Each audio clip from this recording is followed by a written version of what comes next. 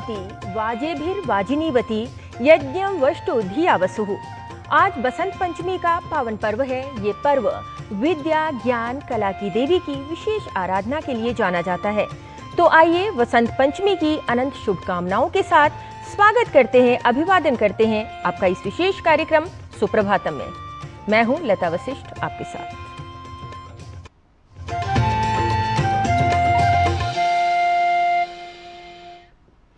सुप्रभातम कार्यक्रम में हम आपको दिखाते हैं भारतीय संस्कृति की झलक।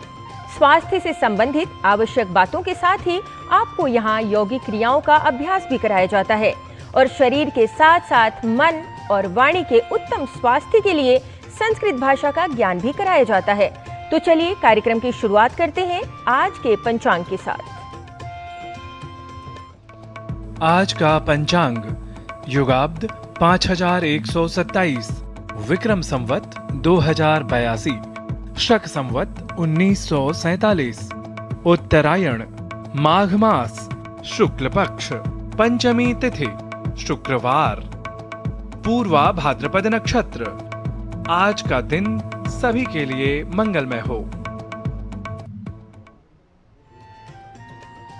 हमारे शास्त्रों में जहां एक ओर विद्या की देवी का महत्व बताया गया है, तो वहीं दूसरी ओर आवश्यकता पड़ने पर आत्म संयम के साथ वीरता और शौर्य दिखाने की आवश्यकता के भी अनेकों प्रमाण मिलते हैं।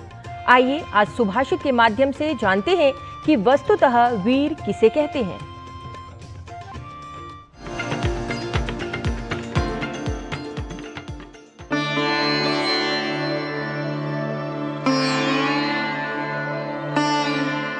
मनुष्य के मुख से निकली हुई वाणी क्षणजीवी होती है। मन के विचारों के ज्ञान को चिरस्थायी करने के लिए लिपि की आवश्यकता होती है। अतः वाणी से निकले हुए ज्ञान को युग युगांतरों के बाद भी प्रकाशित करने के लिए लिखित परंपरा आरंभ हुई। लिखित परंपरा का आधार है लिपि। लिपि शब्द का अर्थ है भावों को एकत्रित करना या आकृति देना। भारतीय संस्कृति में लिपि का आरंभ ब्राह्मी लिपि से माना जाता है। जिस प्रकार सभी भारतीय भाषाओं की जननी संस्कृत भाषा मानी जाती है, उसी प्रकार सभी भारतीय लिपियों की जननी ब्राह्मी लिपि मानी जाती है। ब्राह्मी लिपि का साक्षात संबंध ब्रह्मा जी और माता सरस्वती से माना गया है। यही कारण है कि माता सरस्वती को पुस्तक धारिणी कहा गया है। माता सरस्वती के एक हाथ में पुस्तक वस्तुतः लिपि का ही स्वरूप है। ब्रह्मणा प्रीति चिह्नार्थम सृष्टा ब्राह्मी सरस्वती तयैव सर्वलिपीनां जननी ब्राह्म्युदाहृता। अर्थात भगवान ब्रह्मा ने ज्ञान और प्रेम के चिन्ह यानी शब्द और लेखन की अभिव्यक्ति के लिए ब्राह्मी सरस्वती की रचना की। वही ब्राह्मी देवी आगे चलकर सभी लिपियों की जननी कही गई। ब्राह्मी लिपि को ब्रह्मा ने सृष्टि के आरंभ में बनाया, जिससे वेद ज्ञान और संस्कारों का प्रसार संभव हो सके। ज्ञान युक्तम भारतम ज्ञान भारतम या ज्ञान पूर्णम भारतम ज्ञान भारतम। तो ये ज्ञान भारत भारतीय पांडुलिपि की जो विरासत है उसको संरक्षण करना और लोगों के सामने पहुंचाना, ये उसका मुख्य उद्देश्य है। उस संदर्भ में ज्ञान भारत को लेकर के 3-4 वर्टिकल निश्चित किया गया है। तो एक वर्टिकल है कि लिपि, तो मानुस्क्रिप्ट्स में लिपि की महत्व होता है और ब्राह्मी लिपि ये मातृलिपि है। जैसे हम जानते हैं कि अशोक के समय में जो लिपि है वो ब्राह्मी लिपि है और ये मातृलिपि है। तो मातृलिपि के तहत इसका आगे डेवलपमेंट हम यहाँ दिखा रहे हैं। तो इसका नाम हमने लिपि यात्रा रखा है। तो लिपि यात्रा मतलब कैसे लिपि की यात्रा हुई है। उदाहरण स्वरूप क इस वर्ण को लिया गया है। जो ब्राह्मी का क है ये प्लस जैसा दिखता है और अशोक के समय में इस क का डेवलपमेंट बाद में हुआ। और आप देख सकते हैं उसकी 2 धाराएं हैं। एक तो उसका नॉर्थ स्टाइल है और साउथ स्टाइल है, यहाँ लिखा है। तो ये नॉर्थ स्टाइल में आप देख सकते हैं कि अशोक के जो क है उसमें शिरोरेखा नहीं है। आप देख सकते हैं 4th सेंचुरी में इसका शिरोरेखा ट्रायंगल जैसे शुरू हुआ है। धीरे धीरे ये शिरोरेखा बढ़ करके आप देख सकते हैं देवनागरी में कैसे, शारदा में कैसे, ओल्ड नागरी में कैसे, तो साउथ इंडियन, उसके साथ साथ बर्मीज क कैसा है, खेमेर का कैसा है, थाई, लाओ, लाना, अहोम, तो ये पूरा जो क की यात्रा है ये पूरा इसमें वर्णन है। और उसके साथ ये ब्राह्मी का इंस्क्रिप्शन है। इस इंस्क्रिप्शन में आप यहाँ देख सकते हैं ये भी क है, का लिखा है, ठीक है। तो ये भी जो इंस्क्रिप्शन है उससे ये प्रेरित ये पूरी चार्ट है। हम ये कह सकते हैं कि जितने सारे लिपियाँ परवर्ती समय में डेवलप हुई है या उसकी विकास हुई है वो मातृलिपि ब्राह्मी से हुई है। और ये खरोष्ठी लिपि में ये अष्टसहस्रज्ञा प्रज्ञा पारमिता है, और ये शारदा लिपि में भी अष्टसहस्र प्रज्ञा पारमिता है। इसके साथ यहाँ बालबोधिनी शारदा लिपि में भी है और ओल्ड नागरी में भी है। तो इसमें ये दिखाया गया है कि ब्राह्मी की डेवलपमेंट में जितने सारे पांडुलिपियाँ है यहाँ दिखाया गया है। काल क्रम से खरोष्ठी, शारदा, देवनागरी आदि सभी भारतीय लिपियों का विकास ब्राह्मी लिपि से ही माना जाता है। लिपियों में ओम आकृति का विकास क्रम अनेक भाषाओं, उनकी लिपियों और स्थानों में स्पष्टतः दिखाई देता है। ये ओम है, तेलंगाना के एक अभिलेख में ये प्राप्त होता है। हम उसको देखेंगे, ये ओ और ये डट जब हम उच्चारण करेंगे ये होता है ओम। आप देख सकते हैं ओम की जो यात्रा है ये पूरा ग्लोबली रिफ्लेक्शन होता है। जैसे हमने यहाँ लिखा है कि अशोकन समय में ब्राह्मी इंस्क्रिप्शन में जो प्राप्त ओम है वो हमको देवनागरी, शारदा, टाकरी, ओडिया, चकमा, ये मैथिली, तिरहुता, बंगाली, मंगोलिया, थाईलैंड, बाली, बर्मीज, श्रीलंका, लाओस, सभी देशों में ये लगभग पाया जाता है। और इसका ग्राफिकल आप देख सकते हैं कि ओम में ये जो डॉट था अब हर जगह पे देखेंगे सभी में डॉट विद चंद्रबिंदु, विदाउट चंद्रबिंदु। ये सबसे सुंदर यहाँ वियतनाम का है, ठीक है। छाम होमकार है, ये भी इससे डेवलप हुआ है। तो ये ओम का पूरा डेवलपमेंट एक ग्लोबल रिफ्लेक्शन इसमें दिखाया गया है। ऋषि मुनियों और विचारकों द्वारा प्रदत्त प्राचीन ज्ञान ब्राह्मी लिपि के साथ ही अनेक लिपियों में संग्रहित है। इन लिपियों के ज्ञान के माध्यम से भारतीय ज्ञान परंपरा का अध्ययन, शोध, संरक्षण और संवर्धन संभव है। लिपियों के पठन पाठन के लिए संस्कृति मंत्रालय के अंतर्गत चलाई जा रही ज्ञान भारतम मिशन आदि गतिविधियां इस दिशा में महत्वपूर्ण कार्य कर रही हैं और लिपियों के अध्ययन को जन आंदोलन बनाकर भारतीय ज्ञान परंपरा का प्रचार प्रसार कर रही हैं। लता वशिष्ठ, डीडी न्यूज।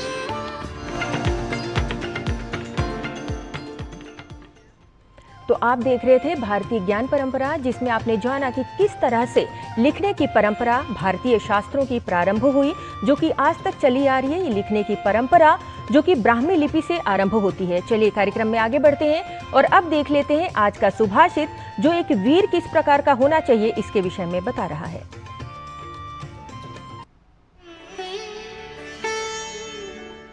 एतदेव परम शौर्यम् यत् पर प्राणरक्षणं न हि प्राणहरः शूरः शूरः प्राणप्रदोर्थिनाम्। दूसरों के प्राणों की रक्षा करना ही सच्ची और सर्वोच्च वीरता है।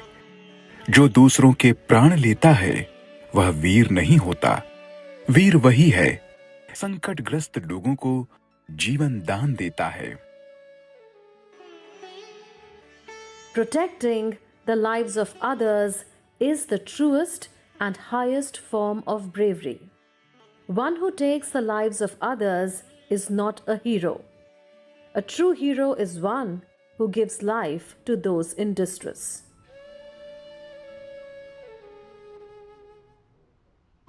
और अब आपको ले चलते हैं स्वास्थ्य प्रभाग की ओर, जिसमें स्वास्थ्य के लिए कुछ आवश्यक बातों को जानेंगे। अनियंत्रित जीवन शैली का प्रभाव स्वास्थ्य पर पड़ता है और कई समस्याएं होने की संभावना बढ़ जाती है। ऑस्टियोपोरोसिस एक ऐसी समस्या है जो अनियमित जीवन शैली को बढ़ती उम्र के साथ होने लगती है। ये पुरुषों की तुलना में महिलाओं को अधिक होती है। ऑस्टियोपोरोसिस रोग क्या होता है और इसके क्या प्रभाव है, इस रोग से कैसे बचा जा सकता है, देखिए इस रिपोर्ट में।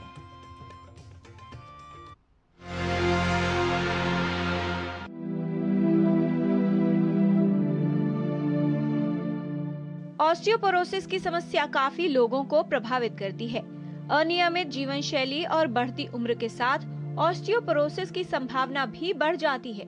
ऑस्टियोपोरोसिस एक ऐसा रोग है जिसमें हड्डियों का घनत्व धीरे धीरे कम होने लगता है, हड्डियां कमजोर हो जाती हैं और हड्डी टूटने यानी फ्रैक्चर होने का खतरा बढ़ जाता है।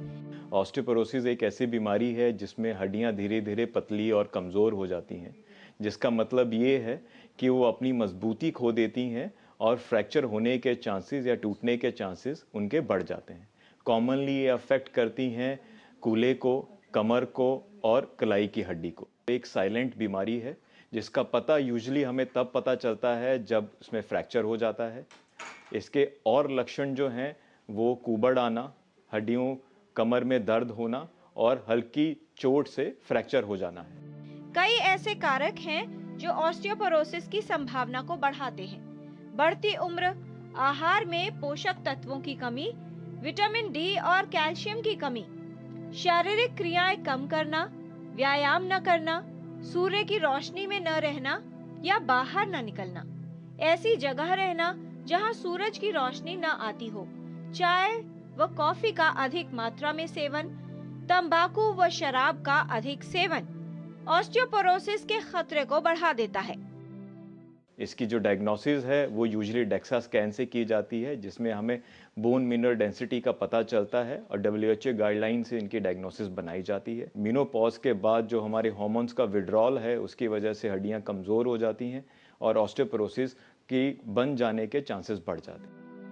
वैसे तो ऑस्टियोपोरोसिस महिलाओं और पुरुषों दोनों को ही हो सकता है, लेकिन बढ़ती उम्र के साथ यानी वृद्ध महिलाओं में इससे ग्रस्त होने की संभावना अधिक हो जाती है। जल्द पहचान और सही समय पर इलाज द्वारा ऑस्टियोपोरोसिस की गंभीरता को बढ़ने से रोका जा सकता है। इसकी जो ट्रीटमेंट है वो एक हेल्दी लाइफस्टाइल है, कैल्शियम, विटामिन D3 का सेवन है, धूप में बैठना है और कुछ ऐसी दवाइयाँ खाना है जो कि ऑस्टियोपोरोसिस की ट्रीटमेंट में हमें बोन स्ट्रेंथ को इम्प्रूव करने में मदद करती हैं। याद रखें, ऑस्टियोपोरोसिस एक साइलेंट बीमारी है। ये आपको पकड़े उससे पहले आप इसको पकड़ें, इसकी डायग्नोसिस बनाएं और अपनी ट्रीटमेंट शुरू करवाएं। अच्छे बोन स्टॉक के लिए एक एक्टिव, हेल्दी, एक्सरसाइज से भरा लाइफस्टाइल है, एक हेल्दी डाइट है जो कि कैल्शियम और विटामिन D3 में रिच है, एक हेल्दी लाइफस्टाइल है जिसमें कि आपका बाहर जाना, धूप का 11 या 12 बजे से पहले दिन में सेवन करना और ऐसी चीज़ों को करना जो है वो आपके बोन स्टॉक को अर्ली एज में इम्प्रूव करता है, बाद में ऑस्टियोपोरोसिस होने के खतरे को कम करता है। आप भी आज से ही अपनी हड्डियों और मांसपेशियों की सेहत को लेकर सतर्क हो जाएं। यदि कोई लक्षण हो तो विशेषज्ञ को अवश्य दिखाएं। नियमित व्यायाम करें और पौष्टिक आहार का सेवन करें। साथ ही स्वस्थ जीवन शैली अपनाएं, जिससे आप ऑस्टियोपोरोसिस रोग के खतरे को कम कर सकें और एक स्वस्थ जीवन जी सकें। किरण भारद्वाज, DD न्यूज।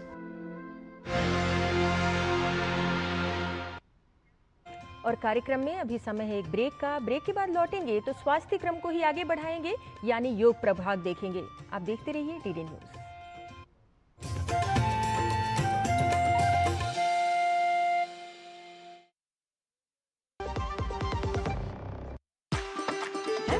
कसूरी मेथी लाजवाब है, लाजवाब है। स्वाद और सुगंध इसकी लाजवाब है, लाजवाब है। अगर MDH कसूरी मेथी नहीं डाला तो खाली हाथ मलते रह जाओगे। एक एक पत्ता हाथ से चुना, स्वाद और सुगंध जगाए कई गुना। MDH। विभाग अनेक, कंप्लेंट बॉक्स 1। किसी भी सरकारी दफ्तर, विभाग या बैंक से जुड़ी शिकायत के लिए pgportal.gov.in पर जाएं, रजिस्टर करें, संबंधित विभाग चुनें, शिकायत दर्ज करें और ट्रैकिंग ID नोट करें। SMS या ईमेल पर एक्नॉलेजमेंट पाएं और शिकायत का जवाब सीधे मंत्रालय से प्राप्त करें। अब तक 1 करोड़ 12 लाख से अधिक भारतीयों ने भरोसा जताया। CP ग्राम्स, आपकी हर शिकायत का हल। अभी शिकायत दर्ज करें pgportal.gov.in। सुनो, एक अच्छी इंश्योरेंस पॉलिसी AI से पूछते हैं। एक ऐसी पॉलिसी जिसमें प्रीमियम पेमेंट हो लिमिटेड पर इनकम आती रहे लाइफ टाइम। LIC का जीवन उत्सव। एक ऐसी पॉलिसी जो दे होल लाइफ इंश्योरेंस कवर भी। LIC का जीवन उत्सव। वाओ, चलो तो LIC की जीवन उत्सव पॉलिसी ही लेते हैं। मैं भी तुमसे यही कह रही थी, LIC का जीवन उत्सव। लाइफ टाइम सेलिब्रेशन मनाइए LIC के जीवन उत्सव के साथ। फ्यूचर सेट है। टिंग टिंग, अम्मा मैसेज।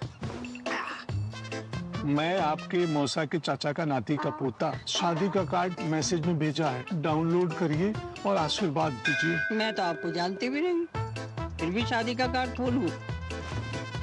मैं मूर्ख नहीं हूँ। क्या बात है अम्मा। UPI कहता है अगर कोई अनजान नंबर से फाइल या लिंक भेजे तो क्लिक मत करो और कहो मैं मूर्ख नहीं।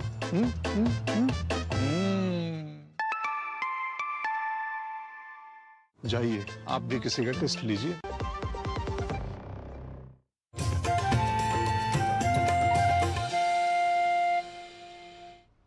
ब्रेक के बाद आपका पुनः स्वागत। चलिए कार्यक्रम में आगे बढ़ते हैं और अब क्रम है योग प्रभाग का, यानी आपको योगिक क्रियाओं का अभ्यास कराने का, स्वास्थ्य के लिए कुछ आवश्यक जानकारी बताने का।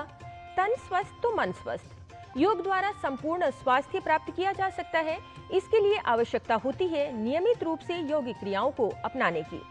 आज की योगिक क्रियाओं का अभ्यास कराने के लिए आपको ले चलते हैं हमारे योग साधक ओम प्रकाश के पास। आज हम योग के जरिए करने वाले हैं आसना फॉर जॉइंट फ्लेक्सिबिलिटी। हमारे जो शरीर के जॉइंट है उनमें लचीलापन बनाए रखने के लिए। तो पहले शुरू करते हैं कंधे से। उसके लिए कंधों को इस तरह से गोल गोल घुमाएं। एक्सरसाइज इनका इस तरह से करें। सहज भाव आसन जो होते हैं वो बहुत अच्छे हैं जॉइंट फ्लेक्सिबिलिटी बनाने के रखने के लिए। कंधों के बाद एल्बो को करेंगे इस तरह से, फोल्ड करिए, सीधा करिए, फोल्ड करिए, सीधा करिए, फोल्ड करिए, सीधा करिए। हमारे रिस्ट को पाम ऊपर और नीचे इस तरह से इनके बार बार रोटेशन घुमाते रहें और बार बार इनका एक्सरसाइज करते रहें तो जॉइंट को फ्लेक्सिबिलिटी बनाने में बहुत मदद मिलती है। इसी तरह से पैरों को करेंगे। पैर सीधे कर लीजिए और एंकल से पैर के पंजे को अंदर और बाहर इस तरह से 8 से 10 बार कर सकते हैं। और पैरों में थोड़ा अंतर कर दीजिए और पैरों को इस तरह से अंदर की तरफ और बाहर की तरफ ले जाएंगे। और फिर दोनों पैरों को जोड़ के रखें एंकल से क्लॉकवाइज और फिर इसे एंटी क्लॉकवाइज उल्टी दिशा में भी इस तरह से घुमाएंगे।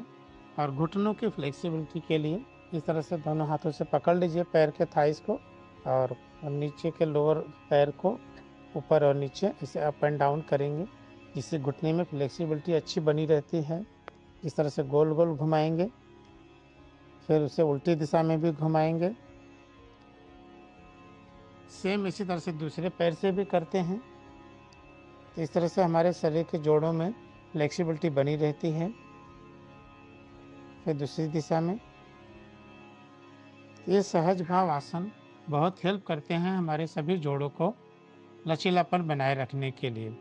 आइए इसके बारे में हमारे शरीर के जोड़ों को लचीलापन और बनाए रखने के लिए कुछ और प्रैक्टिकल टिप्स जानते हैं हमारे योग गुरु डॉक्टर हंसा जी योगेंद्र से। नमस्कार। उम्र के साथ साथ हड्डियां कड़क हो जाना बहुत स्वाभाविक है। 30 साल के बाद कहते हैं कि भाई बुढ़ापा ही शुरू होता है, क्योंकि हमारी ग्रोथ खत्म हो गई। अगर ध्यान नहीं दिया गया तो फिर मसल्स टाइट होना, जॉइंट स्टिफ होना, ये स्वाभाविक बात हो जाएगी। आगे तो और भी बढ़ेगी। बहुत ज़रूरी है कि जॉइंट में जब भी पेन हुआ, पहला काम तो ये है कि 1 से 2 दिन का उस जॉइंट को आराम, दूसरे जॉइंट्स को नहीं मगर उस जॉइंट को आराम। वहाँ थोड़ी गर्मी दें, गुनगुने पानी से, थोड़े से गर्म पानी से स्नान करें, एप्सम सॉल्ट भी डाल दें उसमें और भी अच्छा रहेगा। गर्म पानी की थैली का सेक करें। सबसे ज़्यादा ज़रूरी है धूप में बैठें। धूप शरीर को लगनी ही चाहिए, तो कोशिश यही सब हो। और एक्टिविटी थोड़ी करें, और सबसे ज़्यादा एक्टिविटी होगी आसन तो है ही जो नियमित करने ज़रूरी है। साथ में चलना, थोड़ा सीढ़ियाँ चढ़ना उतरना, इस तरह मोबिलिटी बनाए रखें। बहुत ही आराम मिलेगा अगर आप पानी में जाएंगे। स्विमिंग भले ना करें, पानी में इतने शोल्डर तक जाकर और हाथ पैरों को जरा हिलाएं, वहीं बैठ के आसन करें तो जॉइंट्स लूज हो जाएंगे, हेल्दी हो जाएंगे। कोशिश जारी रहे। नमस्कार। और योगासनों के अभ्यास के पश्चात अब क्रम है योग की भाषा को अर्थात संस्कृत को सीखने का। संस्कृत भाषा के अभ्यास की आज की कक्षा में आइए कुछ व्यावहारिक वाक्यों का कर लेते हैं अभ्यास हमारे सहयोगी डॉक्टर गवीश द्विवेदी के साथ।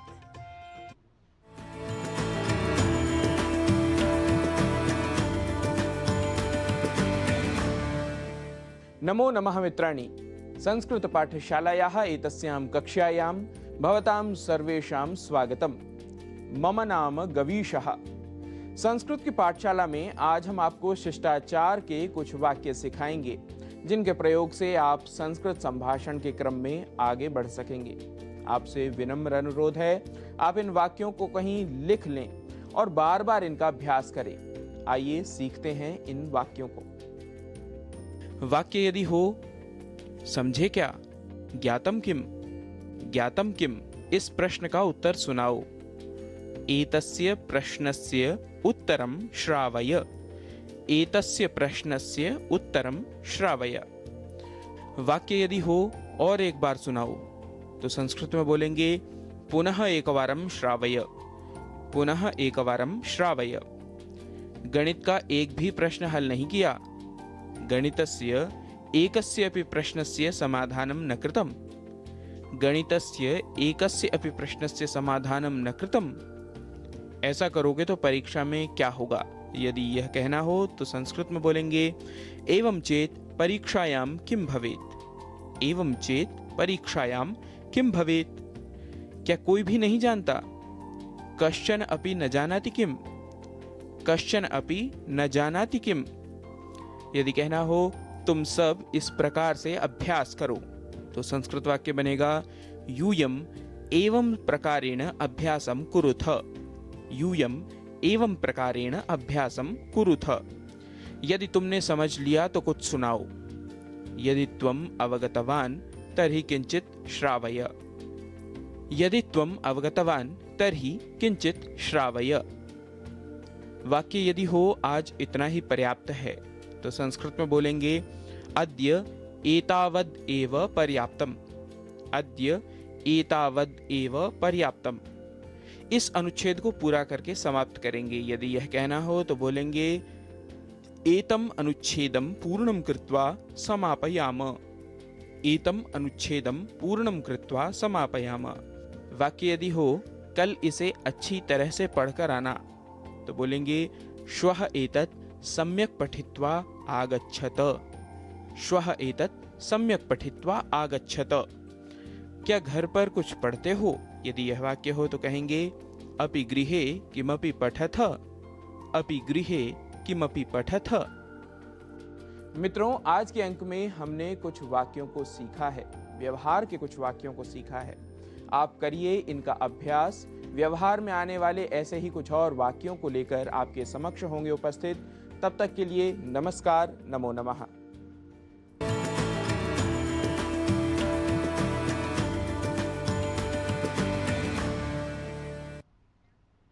तो आज देश भर में वसंत पंचमी का त्योहार मनाया जा रहा है। ये दिन मां सरस्वती यानी ज्ञान, विद्या और कला की देवी को समर्पित है। वसंत पंचमी के साथ ही प्रकृति में वसंत ऋतु का आगमन भी माना जाता है। इस अवसर पर प्रयागराज में आयोजित माघ मेले में श्रद्धालु वसंत पंचमी के प्रमुख स्नान पर आस्था की डुबकी लगा रहे हैं। पौराणिक मान्यता के अनुसार वसंत पंचमी के दिन ही मां सरस्वती का प्राकट्य हुआ था। ये पर्व विद्या के साधकों यानी विद्यार्थियों, विद्वानों, कलाकारों आदि के लिए अत्यंत महत्वपूर्ण माना जाता है। इस विशेष दिन के उपलक्ष्य में विद्यार्थी, विद्वान, कलाकार और देवी सरस्वती के उपासक विशेष आराधना के माध्यम से अपने ज्ञान में निरंतर उत्कर्षता की प्रार्थना करते हैं। सरस्वती महाभागे विद्ये कमललोचने विद्यारूपे विशालाक्षी विद्यां देहि नमोस्तुते। देवी सरस्वती की वंदना के साथ आप सभी को वसंत पंचमी की अनंत शुभकामनाएं। इसी के साथ आज के कार्यक्रम में बस इतना ही। हमें हमारी पूरी टीम के साथ दीजिए अनुमति और आप सुनिए ये सुमधुर सरस्वती स्तोत्र। नमस्कार।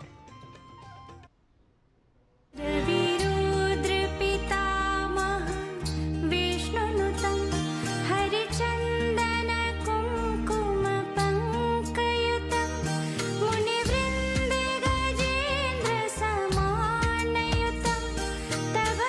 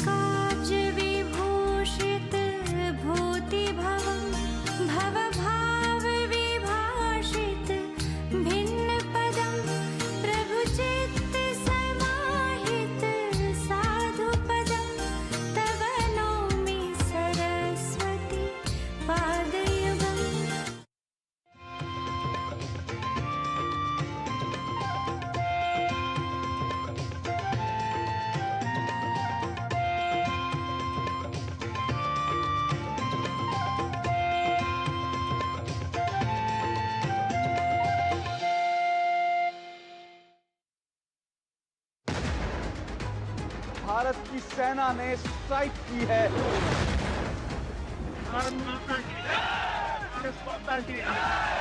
जो सच है हम वही दिखाते हैं। किस तरह की चुनौतियां हमारी रेस्क्यू टीम को आ रही हैं। शोर सनसनी नहीं, भरोसा जगाते हैं। एजेंडे की दौड़, ब्रेकिंग की होड़ यहाँ नहीं होती। होती है तो बस देश की बात। गांव, गरीब, किसान, युवा के साथ नारी शक्ति की, भारत के हर कोने की आवाज, दुनिया में देश के परचम की बात, देश की धड़कन, भरोसा देश का। डीडी न्यूज, भरोसा सच का। एक नाम नहीं, एक पहचान है। वो सिर्फ एक कहानी नहीं, एक मिसाल है। हर कदम पर बदलाव की इबारतें लिखने वाली, हर सोच को नई